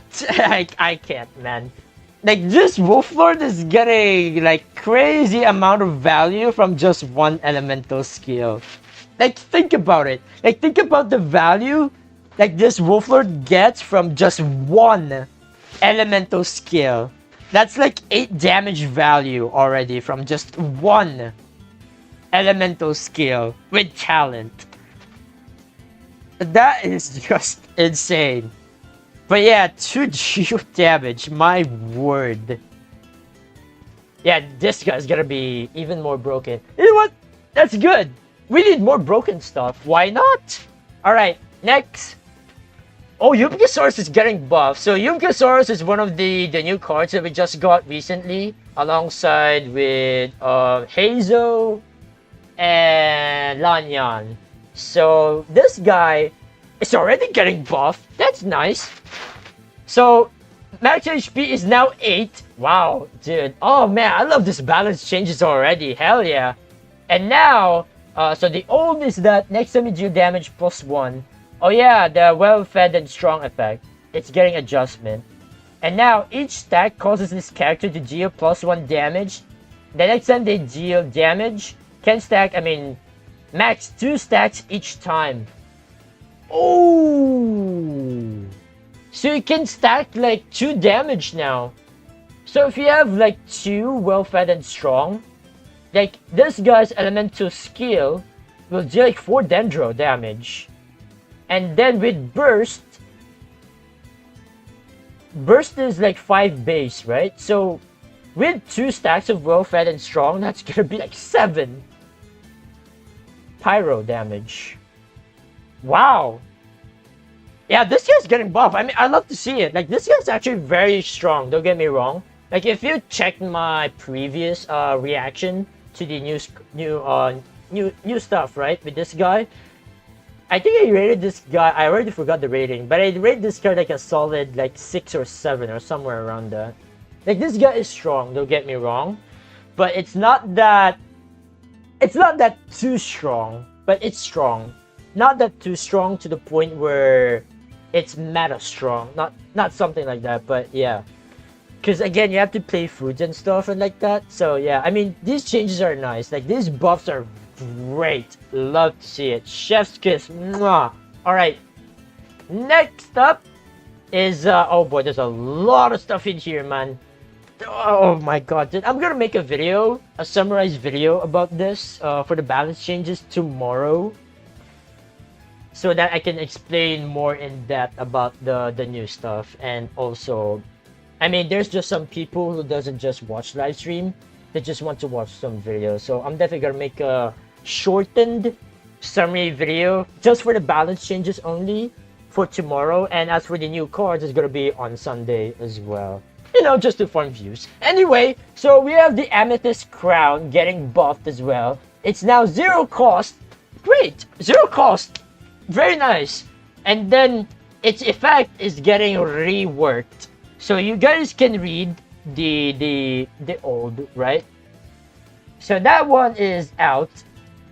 And now we got some new stuff in here. So after an opponent takes damage, if this damage is Dendro damage or triggers Dendro related reactions like Quicken, Bloom, Burning, etc., gain 1 Crowning Crystal max 2 stacks. So every time you deal damage or deal Dendro related reactions, you gain 1 stack of Crowning Crystal, max 2 stacks.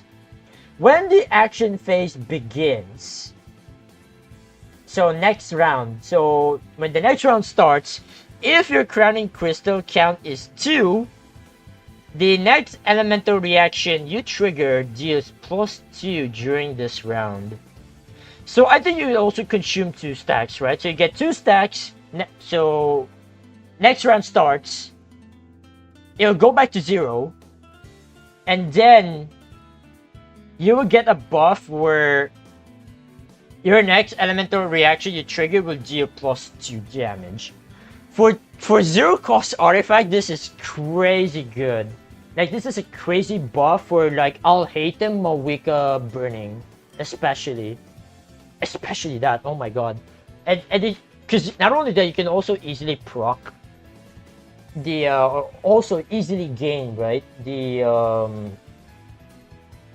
Crowning Crystal, especially if you're able to get Mawika skill round 1 and then you go to Alhaitham skill, and then you follow up by a normal attack at the same round in round 1. That's gonna be very strong. And dude, Alhaitham Burning with Mawika. Now you have this, and then you also have the 0 cost burning artifact as well. Like Dendro is getting really strong now that I think about it. With these artifacts, actually, like these artifacts are buffing Dendro. Like they're carrying Dendro reactions like crazy, man. I don't know, but yeah. All right, and also the 2 cost version of this artifact is getting some changes as well. So ignore the old, right? Let's focus on the new one. So after opponent takes damage, if this damage is Dendro damage or triggers Dendro reaction, just like the first one, the 0 cost, gain 1 Crowning Crystal. Now it's max 5 stacks instead of 2.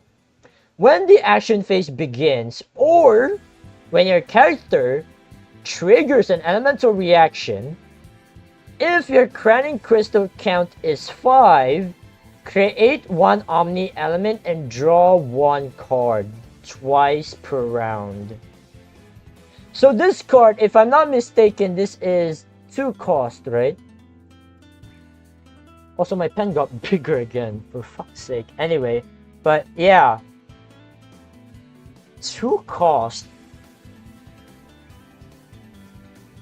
That, I mean, it's expensive. Also, the fact that it removes the damage dealt, like it just gives you 1 Omni element and draw 1 card, is just like, what? Like it doesn't make sense. Like you'd rather play the 0 cost anyway. Because one, it's free. Number two, it's like it's free. It's literally free plus 2 damage. Who doesn't want that? So yeah, I like, dude, this artifact is just nice, especially the 0 cost. But this one though, for 2 cost, and then you have to gain like 5 stacks as well. And then the payoff is that you gain 1 Omni element and draw 1 card. It's like, ew, like really, Hoyoverse. I feel like they could have also like add, like, dude, if they include the plus 2 damage into this one, like just add that part into this artifact, it would be great. Like it would be a straight up upgrade. But this one is like straight up downgrade. Like literally, it's a scam, right? It's literally a scam. You pay 2 costs and like, it's just so ass. I don't know, but yeah, it's literally a scam. Fucking hell. Anyway, oh shit. All right, we're down to the final 3 changes. So Dawn Winery is finally getting nerfed to 3 cost. Now, there's a lot of controversy. And yeah, I say controversy because of there's a lot of debate, hot debate with this one. Number one is that people are mad that Dawn Winery got nerfed because Dawn Winery is actually a really good card. Like it makes the somewhat stall decks really good, right? Like that's what makes stall good, is because the Dawn Winery is just very good. It's not that broken anyway. But there are people out there who thinks this card is broken, and therefore Hoyoverse decided to do like, you know what? Okay, oh, this card is broken. Say again.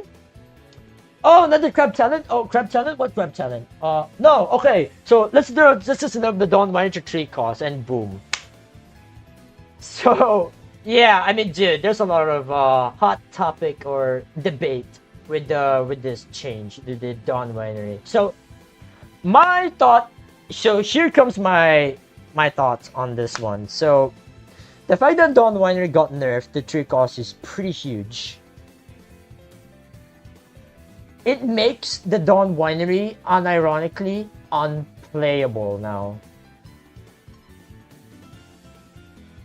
Unless you get this from the Masters of the Nightwind location. But anyway, outside of that, but yeah, dude, 3 cost Dawn Winery, that is so expensive.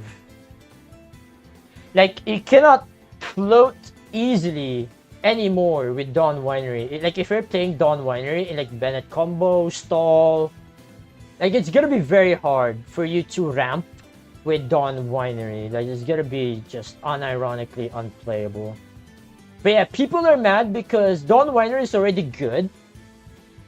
It like this card makes what Bennett combo stall good, but now they butchered it, and now it just makes the deck archetypes even more like butchered as well, like the stall shenanigans or what. But yeah, no more swap stalling, I guess.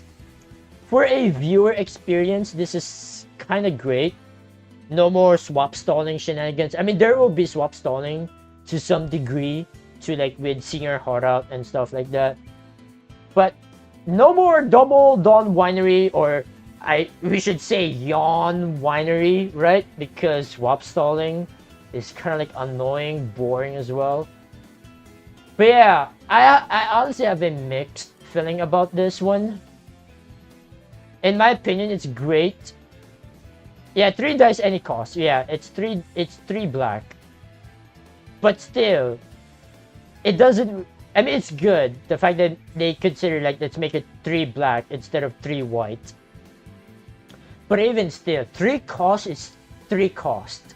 Like 3 cost is a lot. Again, 1 point of any change in this in any stuff in TCG, in Genius Invocation TCG is significant. Like 1 point of damage lost is big, 1 point of damage being increased is big, 1 point of HP is big, 1 point of dice is just big as well. So yeah. Again, I have a mixed feelings because number one, this is good for a viewer experience, especially if watching tournaments. there'll be less swap stalling shenanigans, especially when it comes to stall. I mean, stall is already bad to begin with because of the aggro that we already have in this meta. And I hate these changes is because because this card, Dawn Winery, is what makes stall and other decks like really good. But now it just butchered it, so like, yeah. I guess they nerf Winery only for people not to abuse Inyan-san heals with it. And that's the only reason. Yeah, no, dude. Right, I did mention this as well with Ion-san, right? Because with Ion-san's stuff, right? Her passive skill, like every time you switch 2 times or even prepare, like it's gonna be crazy. Like this, I already said this a while ago as well. Like this with Dawn Winery with Eonsa is gonna be crazy, crazy value. Like it's gonna be crazy good. But yeah, and I think this is like, you know what? Since we're gonna design Eon-san this way with the passive stuff, might as well just nerf the Dawn Winery, and that's what they did, I guess. So yeah, there you go. Man.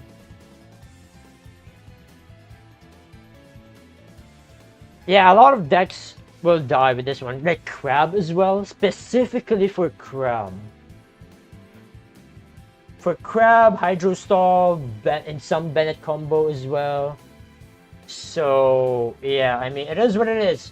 For you, chat, let me know your thoughts about this one. I think there's definitely a mixed reactions for this one. But the majority of that mixed reaction is, I think a lot of people are happy with this Dawn Winery change for sure. I'm kind of happy because, again, I am a viewer, a caster, a spectator, and I don't want to see more Dawn Winery swap stalling shenanigans. Especially back in January, my god, I hate those. So, yeah, this is good for me, I'll take it. But, oh well, it is what it is. And, yeah, like, let's just move on, finally. Dawn Winery is fucking dead.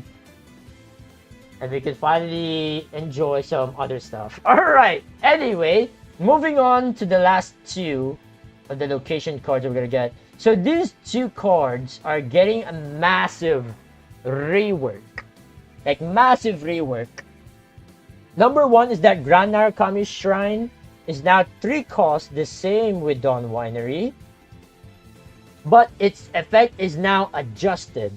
So now the new effect is that all your after your character uses a skill, whether it's normal attack, elemental skill, or elemental burst, if the total number of elemental dice is odd, create 1 Omni element twice per round. And this is infinite. Like, Grand Narukami Shrine is now an infinite location card. Because before it has usages, right? And now it's just permanent. It's dude. It's literally a permanent Paimon. There you go. I think that's the perfect definition for it. It's literally a permanent Paimon. Or rather, it's the better Paimon, I should say. Because number 1, it's 3 black. Paimon is 3 white. So yeah.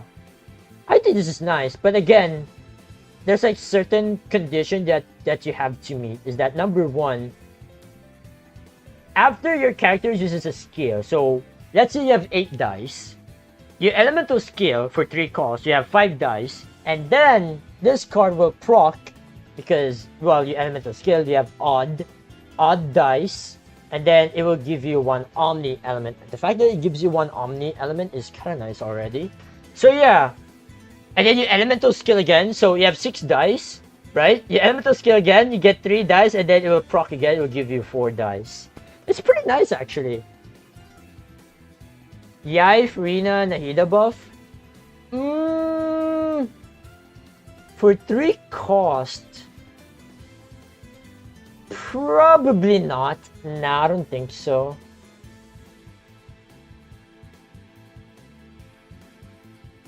Clarand will eat. Oh yeah, Clarand with this is gonna be great, I think. Yeah, like Grand Narukami Shrine with Quran is gonna be very nice because it's number one, it's permanent. I mean, at the same time, it's 3 cost. It's too expensive.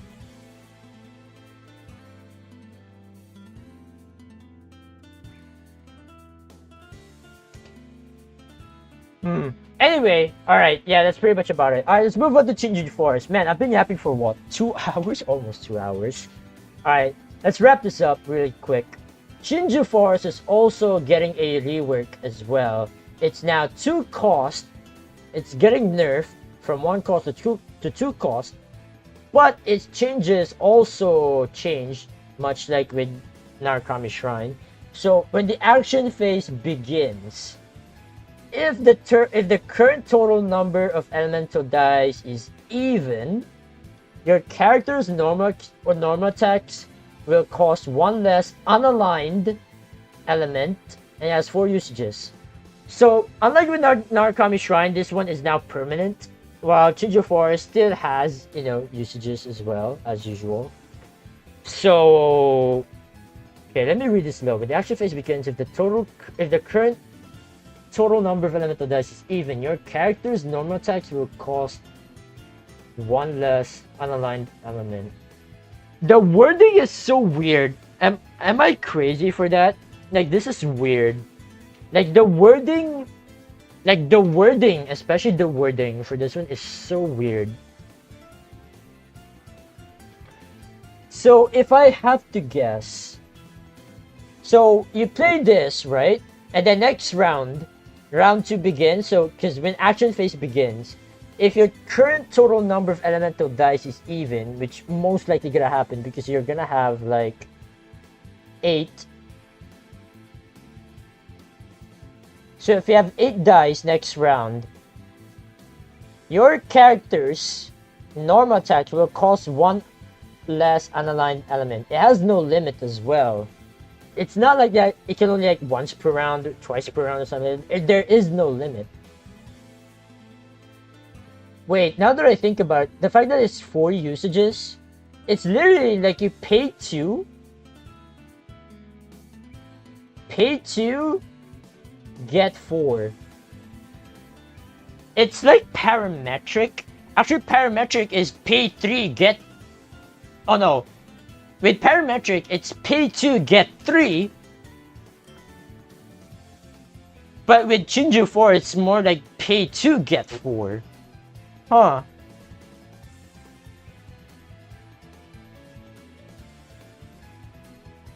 I think this is really good. Also, it's for normal attacks only.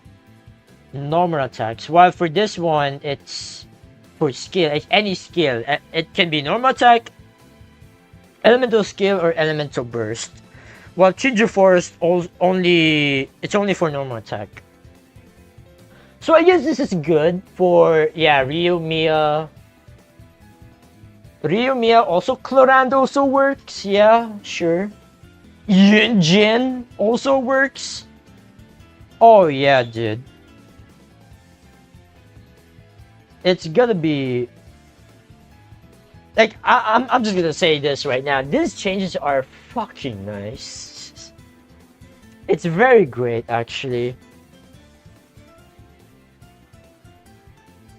Yeah, combine that with Gladiator Artifact and the food. Oh yeah. Like Chinju Force is gonna go crazy. And also the fact that your elemental dice is even. Like your elemental dice must be even. And then this one, your elemental dice is odd. Very interesting stuff here. And the fact that both of them are from Inazuma. Yeah. Yeah, very interesting rework so far for Genius Invocation TCG. And I'm glad that they're finally doing more stuff with the balance changes, right? Because if you guys don't know, in the past few months, there's only like 0 to few balance changes. Like, do you guys still remember like there was 0 balance changes? Like actually 0 balance changes? But now, recently, Hoyoverse is finally doing some crazy work when it comes to balance changes for Genius Invocation TCG. And I'm kind of glad about that. And there's actually, like, this balance changes is actually very, very good. That this has to be the most craziest balance changes of all time aside from the plus 12 max HP, right? With the Noel, Zhongli, Hu Tao, Kokomi, Beidou, etc. Right? This one though is crazy good. So yeah, let me know what are your thoughts in the chat and for the VOD viewers in the comments below. And yeah, I think that's pretty much it. I've been yapping for exactly 2 hours and I think this is the perfect time for me to close out. And before I close it out, I want to watch some of the creator experience stuff from the CN in Bilibili. Like we have Xiaoming here. And we have See the Lord with a Pep, with Burning, with Chaska. And then we see Iansan with Silali New Villette. I think if I'm gonna make a Iansan video, like my first Iansan video, I think it's definitely gonna be this one. Iansan Sitlali New Villette. I mean, what else like can you cook with Iansan outside of this? It's gonna be difficult for me. Like, I mean, there is a lot of ways to cook Iansan, that's for sure. And yeah, I can't wait to cook with her alongside with like many other characters, like with the Lord, right? With Gosoithos. And then Mizuki is just like whatever. But I'm definitely looking forward to Mizuki with Faruzan, like Mono Anemo Faruzan with Mizuki. And then some stuff with like her talent and many other stuff. So yeah, expect me to cook a lot of new decks with the new characters as usual. So yeah, very nice. And then what else?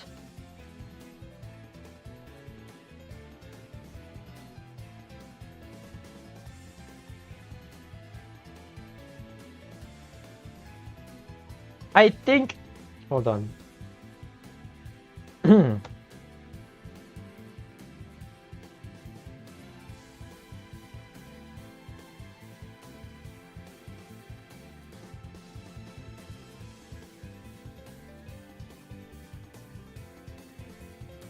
Yeah, the +1 here for the passive is very nice from Eonson. If you don't get her burst yet, you can just heal some stuff.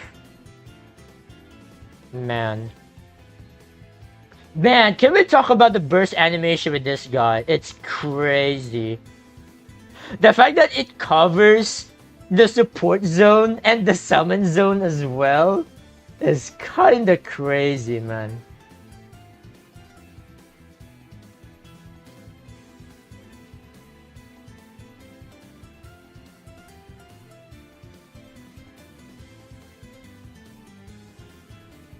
So yeah, the Resentment passive, it increases the damage for burst, elemental skill, and normal attack is it's so good. Like this guy can deal like 5 damage elemental skill if you discard like 12 cards. So yeah, I think this guy, like the perfect way to play this guy is that this guy, like round 1 you elemental skill twice, and then next round you elemental burst, and then you keep going. It's basically you can just solo. You can literally just go solo with this guy, which is kind of crazy. But yeah, the animation is sick though. Holy smokes. But yeah, I can't wait. Yeah, the Aqua Simulacra, the new stuff. And yeah, the Fell Dragon, the fact that... Man. And I told you, chat, like this card is gonna be crazy in Emily Burning. Like straight up. Cause you can easily stack the damage very quickly with the Burning. Cause you discard the Burning Flame very quickly with Emily. So yeah, it's very nice. And the fact that it's for 2 cost only, not even 3 cost, If it's 3 costs, I was like, okay, understandable. Like 2 costs? Damn, that is so good. But yeah, it's very nice. And yeah, the buffs as well. My god. Yeah, Dawn Winer is now 3 black. Grand Narukami Shrine is also the same thing. But yeah, the wording is so different with Grand Narukami Shrine and the Chinju Forest. Very interesting stuff. And then yeah, the Dendro artifacts. Getting some crazy buff as well, especially the 0 cost. The 2 cost is like a downgrade. I don't know why. Like, come on, man. And yeah, that's pretty much about it. Alright. There's, let's see. Like, I want to check.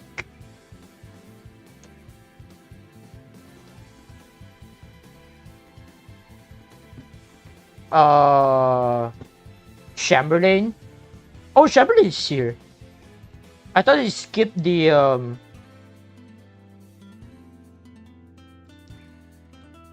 some stuff. Oh, let me watch this. Yeah, so some content creators will get to have to access the creator experience server, which is the beta version, right? I don't have the access to creator experience, so well, yeah, well, it is what it is. Oh, this combo is crazy. I also think about it this with Oceanid, Fischl, and then the Yunkasaur.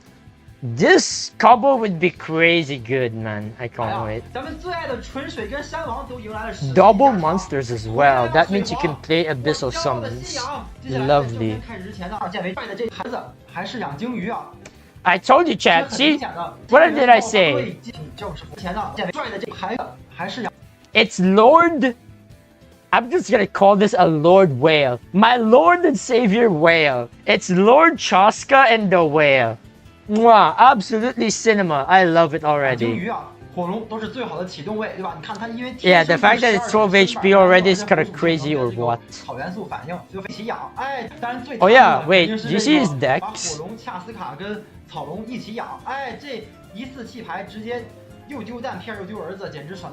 Did I didn't see it. Wait, hold on. Pili Pili!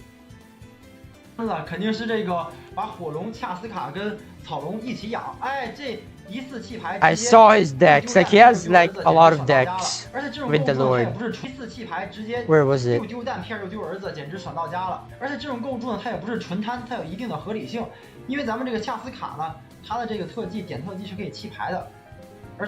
Yeah, it's gonna be crazy. Yeah, you can also cook this with a pep.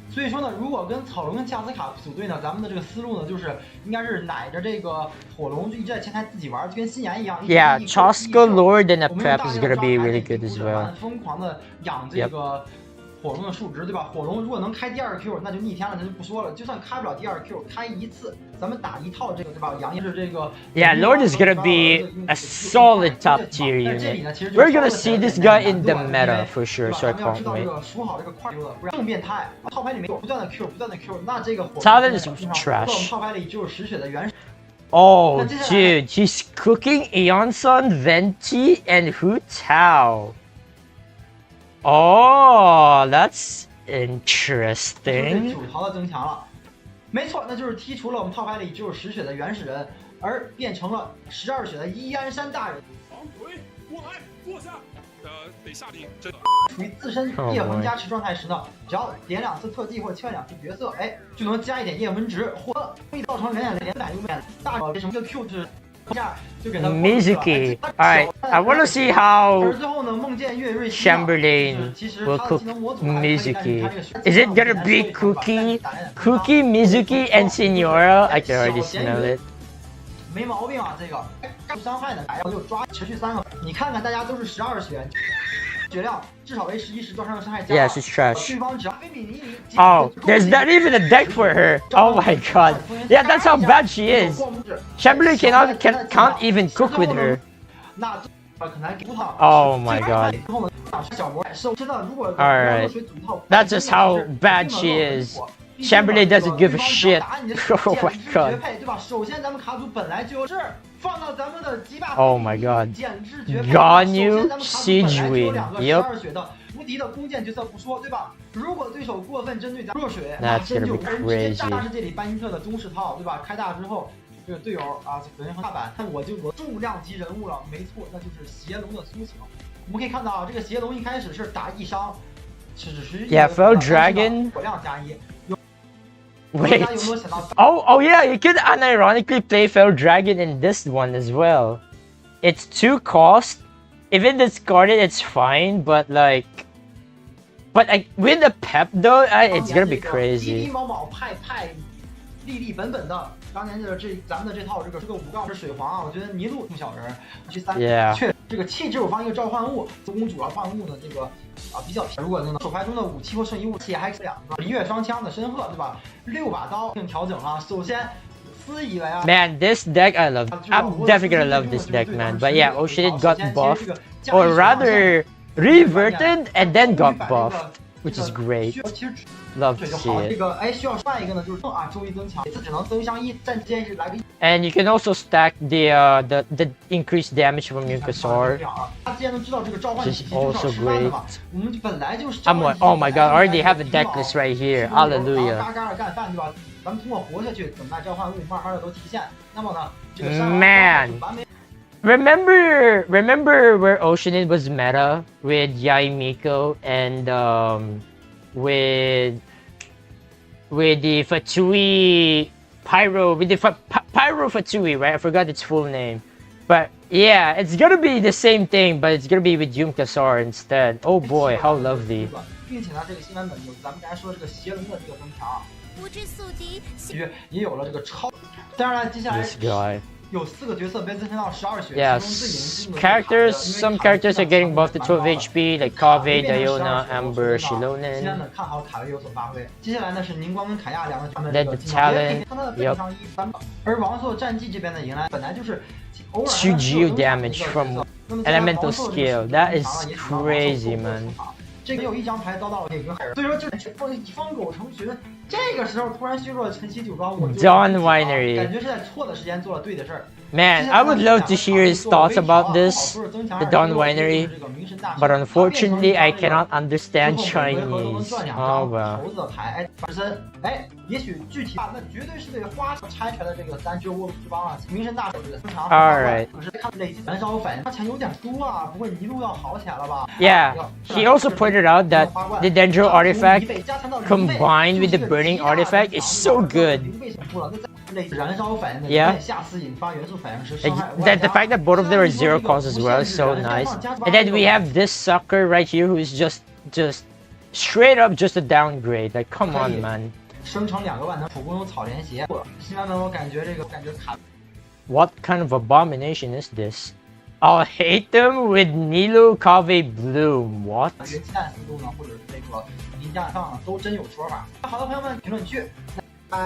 Also, I'll be pulling for Lauma as well.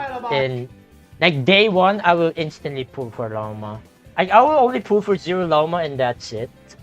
And then I'll probably save the rest of my Primo Gems for potentially Columbina. Or maybe I should get Flints because I'm lacking Electro DPS. So yeah.